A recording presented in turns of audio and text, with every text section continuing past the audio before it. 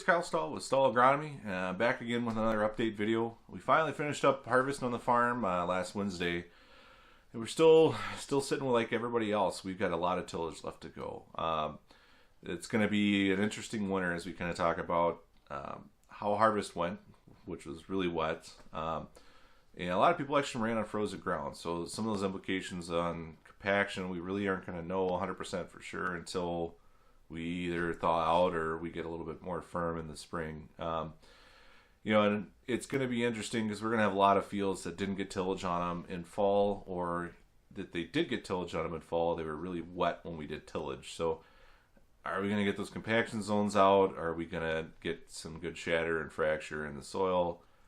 Those things we don't really know yet. I tried walking out in a field yesterday, and we wanted to kind of look at how everyone was getting, so we can get some fertilizer on.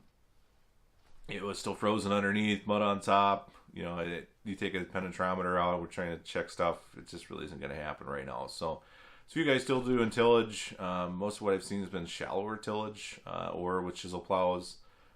Taking a disc ripper out right now, I don't know what you're going to accomplish.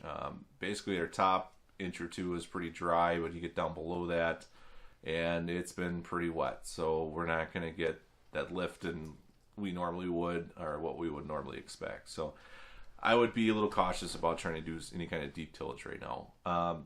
The one thing I've kind of noticed in the last week, and I've had quite a few questions I would guys call me about. Granted, I'm a seed dealer as well, but I've always been very, very cautious about deadlines. We do have deadlines set up, and deadlines are there for a reason. A lot of seed companies set up a sales deadline. The incentive is to buy early, but it really helps them out when you look at, say, Wisconsin had a good year this year with a specific hybrid. We had one hybrid that just kicked butt here. We'll take Iowa and Minnesota. It didn't do as well there. And they've been allocated a ton of this hybrid. We weren't allocated as much because the year before it didn't do as well in Wisconsin. So this year it did well here, did terrible there. We need to know that when we're selling stuff, that allocation should actually be moved to Wisconsin. And that actually happens quite a bit, more than you probably care to know. But that kind of stuff happens. Say we have a hybrid that does well everywhere, and they need winter production, and that kind of stuff happens as well. So they need to know that stuff now so that they can produce that to fill orders that are going to be there in spring. So those are when actual deadlines are for.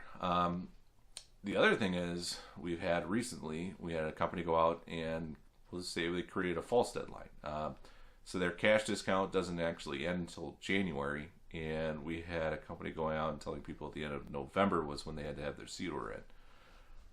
Okay, so I had guys jumping out of combines. I had guys not getting work done. I had people not going to family functions because they were worried about getting seed ordered because of a false seed deadline. Well, the problem is when those people called me, I called somebody else I know at another company. Another customer had a guy from another retailer that sold the same products stop by and tell him that wasn't actually the deadline.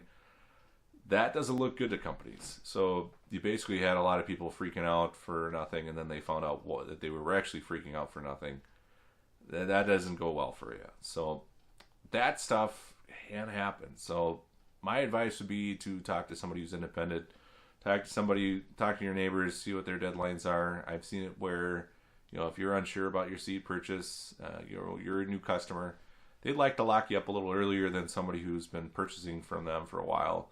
So if that guy's deadline is different than yours as far as the cash basis goes, there's in all likelihood that they're basically using you to get you to lock in because they're unsure about you, but your neighbor has a different deadline because he's been a previous customer. So that does happen in the fertilizer world a little bit. Right now, I'd say the nitrogen market would be the outlier for that.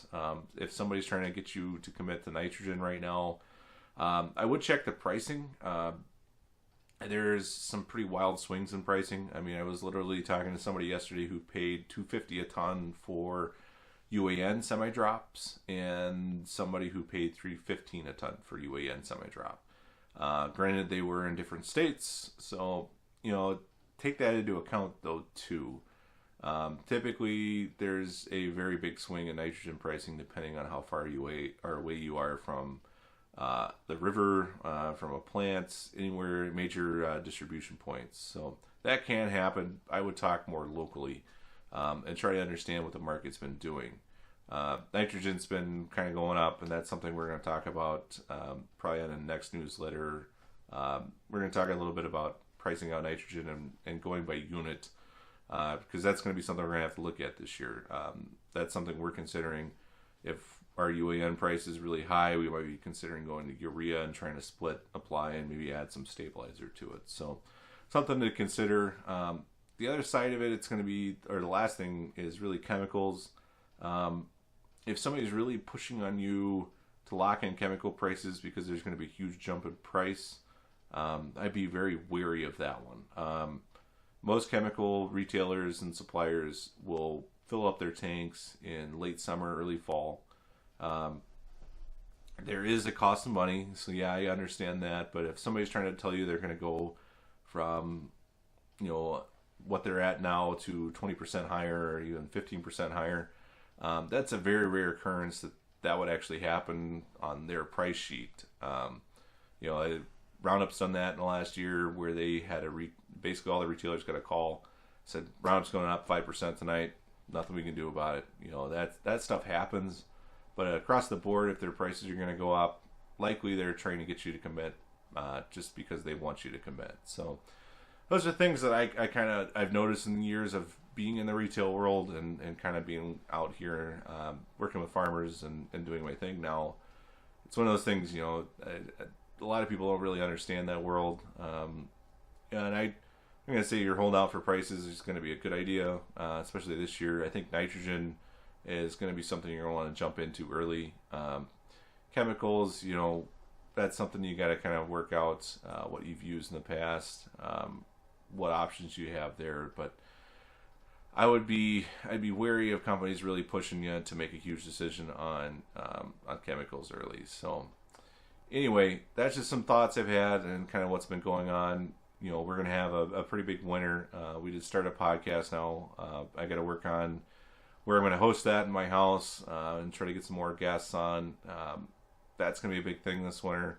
Got a lot of meetings to go to. I'm going to be on a lot of webinars, a lot of different things as we kind of go through fall here, or in winter. So yeah, stay tuned. We're going to have a lot of stuff going on. We're going to have a lot of updates, videos, podcasts, newsletters, Twitter, you name it. We're going to be on it. So I'll catch up with you as we go through winter here.